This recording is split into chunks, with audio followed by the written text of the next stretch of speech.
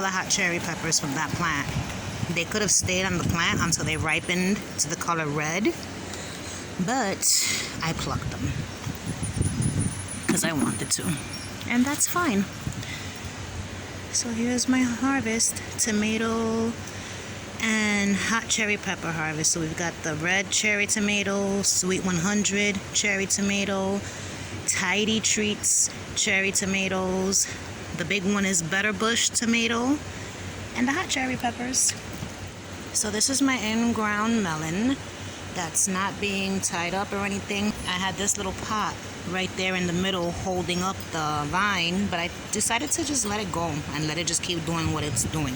It's going this way, so when it gets longer, I want it to go this way and then that way, and then have it just, growing along the wooden tiles. So we'll see what happens. Here's what the melon looks like today. It's getting fatter and fatter and bigger every day, and it is definitely a watermelon. Let's see the cucumbers. Look at this guy. See, I'm assuming these are the round circle-shaped cucumbers that are yellow with little black dots, but they don't look like circles. But maybe they'll, round out as they grow. But there's a bunch of them on here.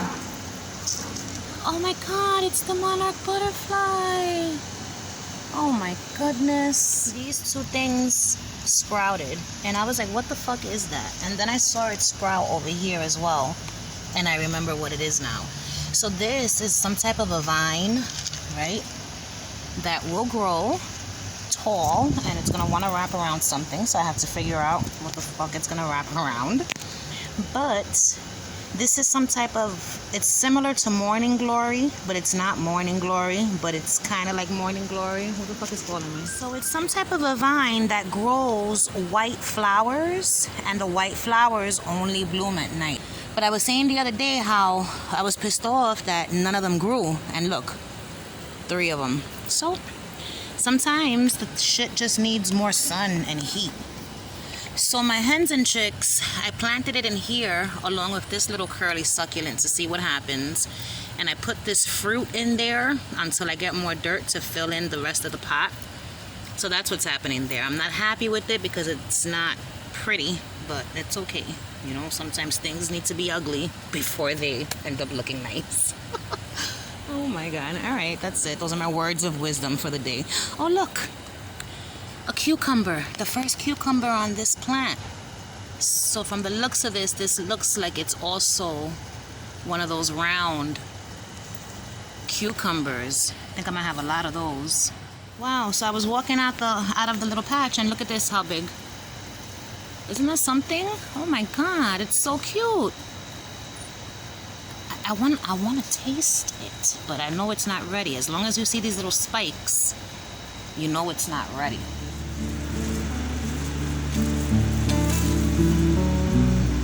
Thank you.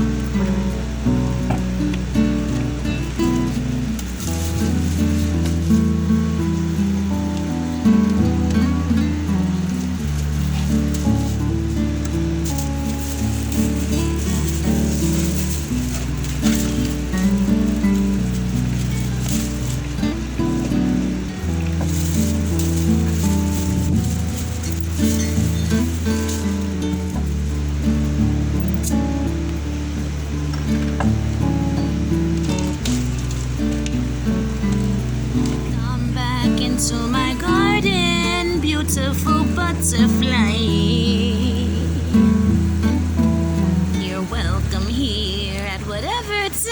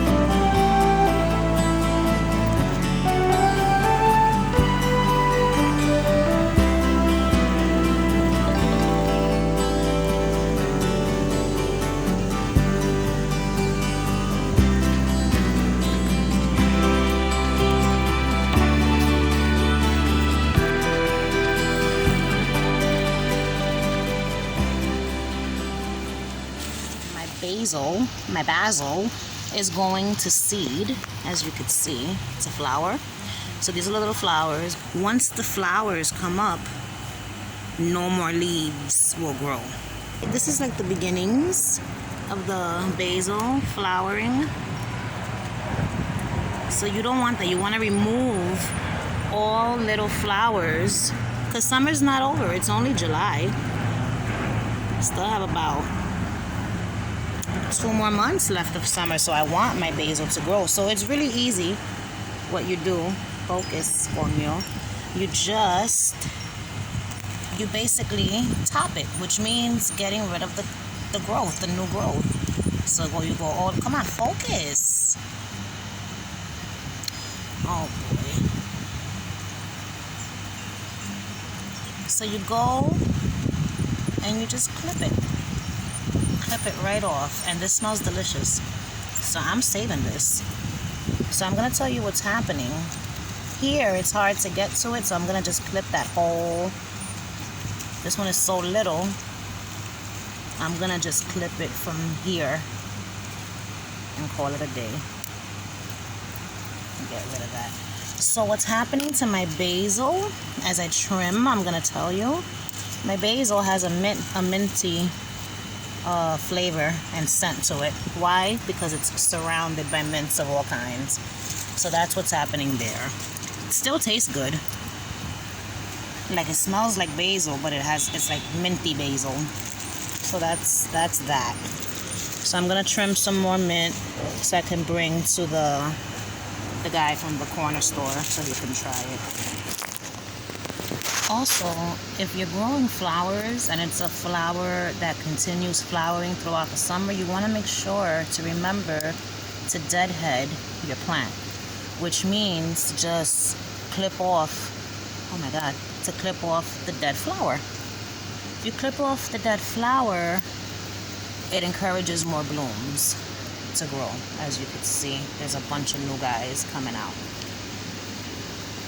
I love this flower. These are cosmos flowers, and this stalk here, this one is giving me the biggest flowers. So pretty. The same thing with the marigolds. So I just, when they're dead, take them out, and sometimes I put them in upside down. I try to like bury them into the soil, that way more marigolds can grow. See, those are the seeds. So you just throw them in and they'll grow right there in the same pot. These, however, I don't see that happening. Like I don't see, like it comes out once, the flower, but then I don't see any signs of more flowers coming up. So I'm gonna pull these, and I don't know what I'm gonna put in its place. This guy's almost on death's door. It's gonna give me a couple of more beans, so I'll wait for those. I'm gonna get rid of that for now. Get rid of this. All these fucking weeds. Because there's always these little they're pretty, but I don't want them in my dirt because I want my nutrients to go to my plant, not the weeds, Caramba. So I put the parsley in the raised bed, but I don't think it's gonna do well, which makes me sad. Pero there's always next year. This is what's left of the cilantro. I don't think it's gonna be growing back. We'll see what happens.